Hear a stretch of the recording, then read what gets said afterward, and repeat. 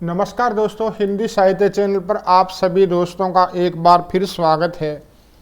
आज के इस वीडियो में हम पढ़ेंगे कक्षा 10 की क्षितिज जो बुक काव्य खंड में से पाठ नंबर 7 गिरिजा कुमार माथुर की जो चर्चित कविता रही है छाया मत छूना। तो ये जो कविता है आज हम इस वीडियो में पढ़ेंगे। सबसे पहले हम गिरिजा कुमार जी माथुर के बारे में संक्षिप्त जानकारी प्राप्त कर लेते हैं, उसके बाद में कविता को आसानी से पढ़ेंगे। तो गिरिजा कुमार माथुर का जन्म सन 1918 ईस्वी में गुना मध्य प्रदेश में हुआ।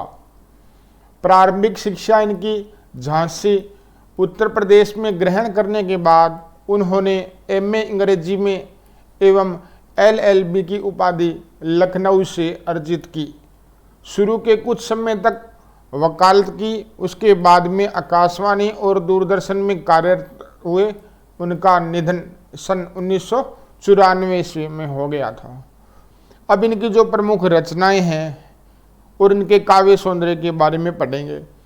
इनकी रचनाएं हैं जो नाश और निर्माण, धूप के धान, शीला पंख चमकीले, भीतरी नदी की यात्रा जो इनका काव्य संग्रह है, और जन्म केद इनका जो नाटक है, और जो एक इनकी आलोचना है प्रमुख जो चर्चित रही नई कविता सीमाएं और संभावनाएं। नई कविता के कवि गिरिजा कुमार माथुर रोमानी मिजाज के कवि माने जाते हैं। रोमानी मिजाज का मतलब मस्ती भरे अंदाज में इनका जो काव्य शैली है इनकी लेखन की, वे विषय की मौलिकता के पक्षधर तो है, परंतु शिल्प की विलक्षणता को नज़रअंदाज करके नहीं। चित्र को अधिक स्पष्ट करने के लिए वे वातावरण के रंग को भरते हैं। वे मुक्त छंद में ध्वनि साम्य के प्रयोग के कारण तुक के बिना भी कविता में संगीतात्मकता संभव कर सके हैं। भाषा के दो रंग उनकी कविताओं में मौजूद रहते हैं। वे जहाँ रोमानी कविताओं में छोटी छोटी ध्वनि वाले बोलचाल के शब्दों का प्रयोग करते हैं, वहीं क्लासिक मिजाज की जो कविताएं हैं इनमें लंबी और गंभीर ध्वनि वाले शब्दों को तरजीह देते हैं। तो अब जो ये आज का जो इनका जो काव्य रचना जो इनकी रहेगी छाया मत छूना, इससे पहले इसका सारांश पढ़ लेते हैं ताकि आपको इस कविता का जो मुख्य उद्देश्य है वो समझ में आ सके। क्योंकि कविता से पहले अगर कविता का सारांश समझ में आ जाएगा तो आपको कविता का जो सरलार्थ करने में कोई भी दिक्कत नहीं होगी। छाया मत छूना कविता के माध्यम से कवि कहना चाहता है कि जीवन में सुख और दुख दोनों की उपस्थिति है, कि जीवन में सुख और दुख दोनों चलते रहते हैं, कभी जीवन में सुख कभी जीवन में दुख। तो विगत का मतलब जो चला गया समय, जो कवि खुद अपने पर ये बात लेकर कह रहा है कि विगत समय में, पहले के समय में सुख को याद कर वर्तमान के दुख को और गहरा करना तर्क संगत नहीं है। कि अगर हमारे जीवन में पहले सुख था और आज कठिन समय हमारे जीवन का गुजर रहा है, तो ये नहीं है कि हम जो हमारा जो पहले का सुख समय उसको याद करें। अगर उसको याद करेंगे तो जो वर्तमान का जो दुख है हमारा वो दुगना हो जाएगा। बस कवि का मेन उद्देश्य इस कविता का यही है। कवि के शब्दों में इससे दुख दुना अर्थात दुगना हो जाता है।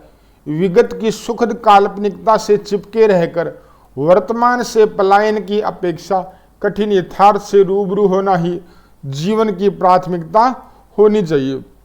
अगर आज जीवन में कुछ जो कठिनाइयां हैं, कुछ समस्याएं हैं, अगर उनसे डटकर लड़ेंगे, संघर्ष करेंगे तो ये अच्छा है। ये जीवन की प्राथमिकता होनी चाहिए। और ऐसे नहीं कि आज दुख अगर जीवन में आ गया तो हम पहले की जो सुख की स्मृतियां हैं उनको याद करके आज के दुख के साथ प्लस करते हैं तो हमारा जो दुख है वो, वर्तमान का जो दुख है वो दुगना हो जाएगा।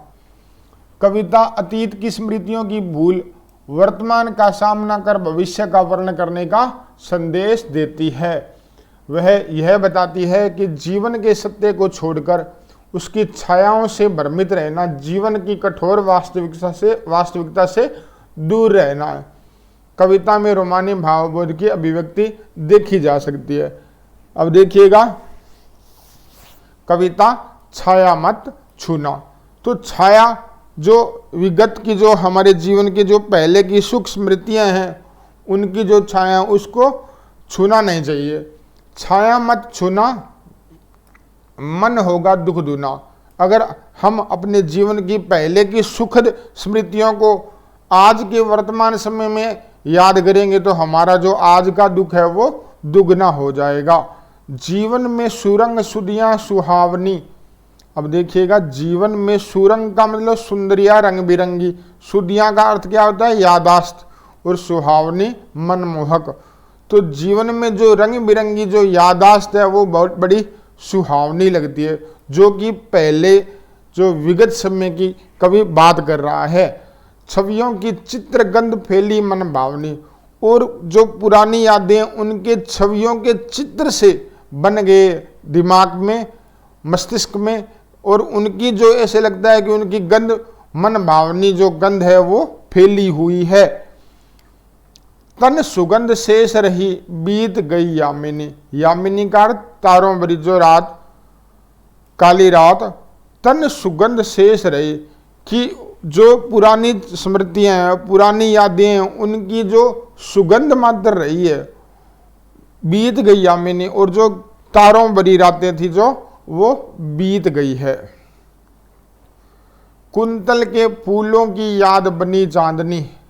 अब ध्यान रखिएगा, कवि एक कल्पना कर रहा है अपने दिमाग में कि चांदनी को वो है अपनी प्रेयसी मान रहा है, अपनी प्रेमिका की तरह देख रहा है। कि उस समय कुंतल का अर्थ क्या होता है? बाल, जो उनकी प्रेयसी के बाल थे, बालों के फूलों की याद बनी चांदनी। तो उनकी चांदनी जो प्रियतमा या प्रेयसी है, वो उनके फूलों, जो बालों के अंदर फूल लगे होते थे, उनकी याद आती रहती है। भूली सी एक छुअन बनता हर जीव क्षण, और एकदम ऐसे लगता है जैसे स्पर्श करके चली गई हो। हर क्षण ऐसे लगता है जैसे स्पर्श करके जा रही है। जो पीछे की जो सुखद स्मृतियां हैं, अपनी प्रेयसी के समय की जो व्यतीत की हुई, उसकी जो बात कर रहा है कवि। छाया मत छूना, मन होगा दुख दुना। यश है या न वैभव है, मान है न सरमाया। अब ध्यान रखिए, सरमाया का अर्थ क्या होता है? यहाँ धन या पूंजी। यश, यश का अर्थ यश सम्मान, वैभव सुख संपत्ति, और मान है अर्थात आदर है। तो ये जितने भी है, यश है, वैभव है, मान है और सरमाया, अर्थात सम्मान है और सुख संपत्ति के जो साधन है, और मान का अर्थ आदर है, और जो धन पूंजी है, इनमें अगर हम लगे रहेंगे तो उतने ही ज़्यादा भ्रमित होंगे। जितना ही दौड़ा तू उतना ही भरमाया। जितना इन चीज़ों के पीछे हम भागेंगे, किनके पीछे? धन, जो पूंजी, मान, सम्मान, वैभव, इनके पीछे जितना हम भागेंगे उतने ही ज़्यादा हम भ्रमित होंगे। प्रभुता का शरण बिंब केवल मृग तृष्णा है। ध्यान रखिएगा, इंपॉर्टेंट जो इनकी पंक्ति है, प्रभुता का शरण। देखिएगा, कोई भी मनुष्य, उसकी इच्छा होती है कि प्रभुता का अर्थ है कोई भी सारी चीज़ें हमारे पास अवेलेबल होनी चाहिए, कि जितनी भी चीज़ें हम काम में लेते हैं दिनचर्या में, वो सारी हमारे पास होनी चाहिए। तो ये एक जो बड़प्पन का एहसास या अहंकार का एहसास होता है, ये ध्यान रखिएगा। ये केवल मृग तृष्णा है। मृग तृष्णा का मतलब क्या है? धोखा है ये, और कुछ नहीं है। कि अगर हम ये सोचते हैं कि सारी चीज़ें हमारे पास हो और सारी जो वस्तुएं हैं उनके ऊपर हमारा अधिकार हो, तो ये एक सिर्फ धोखा है हमारे साथ, कि ऐसा हो भी नहीं सकता। अब देखिएगा, मृग तृष्णा क्या होता है? धोखा अर्थात भ्रम। जिस प्रकार हिरण तेज तपते सूरज की गर्मी में जब रेगिस्तान में या मरुभूमि में भागता है, तो उसको जब प्यास लगती है, तो वो जो रेत के जो कण हैं उसको इस प्रकार से झिलमिलाते हुए दिखाई देते हैं कैसे लगता है, जहाँ सामने पानी हो, सामने जल हो, तो अपनी प्यास बुझाने के लिए वो रेगिस्तान में भागता रहता है और भागता भागता व्याकुल होकर प्यास से तड़पता हुआ मर जाता है। तो मृग का अर्थ क्या होता है, हिरण, और तृष्णा का अर्थ होता है प्यास। तो यहाँ पे जो आपको बात बताई कि कोई भी मनुष्य अगर ये सोचे कि हर वस्तुओं पर खुद का अधिकार हो, तो ये उसके लिए सिर्फ काल्पनिक भ्रम है, काल्पनिक धोखा है और कुछ नहीं है। हर चंद्रिका में छिपी हर रात कृष्ण है, और हर चंद्रिका में हर रात कृष्ण, रात जो काली है, हर चंद्रिका जो जिस प्रकार चांदनी रात जाने के बाद में काली रात जरूर आएगी। जो है यथार्थ कठिन उसका तू कर पूजन। जो आज के समय में तुझे कठिनाई जो महसूस हो रही है जीवन में, उसका तू पूजन कर, छाया मत छूना, लेकिन पहले की जो सुख स्मृतियां हैं वो वापस दिमाग में मत लाना।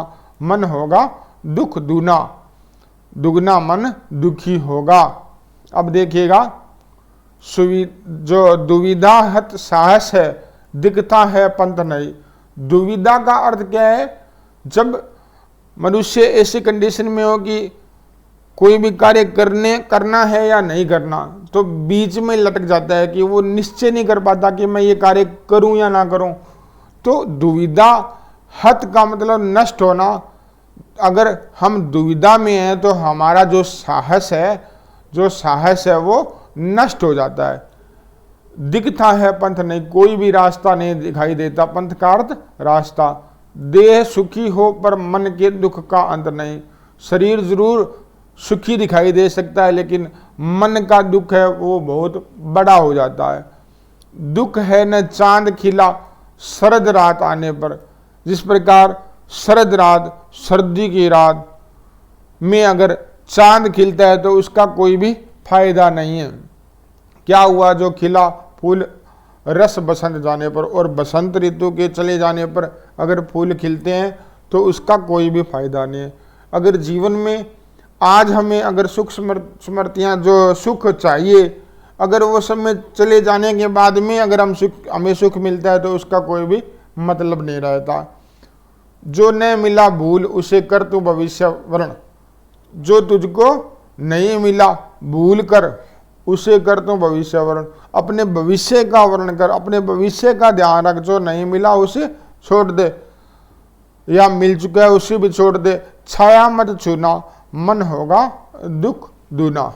इस प्रकार जो ये कविता है जो आज हमने इस वीडियो में पढ़ी, अब इसके जो कठिन शब्दार्थ है वो देखेंगे।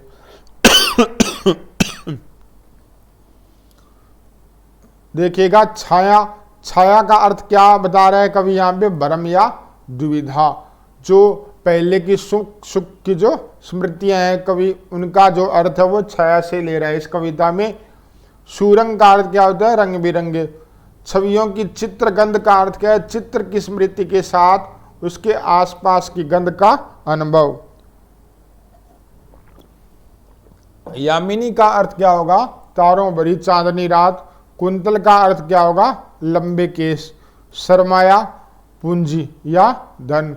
प्रभुता का शरण बिंब, बड़प्पन का एहसास। इसी प्रकार दुविधा हत साहस, साहस होते हुए भी दुविधाग्रस्त रहना, कि कोई भी कार्य करने में जो निश्चय है, निश्चय के जो डिसीजन है वो मनुष्य जब नहीं ले पाता तो वो दुविधा के कंडीशन में होता है।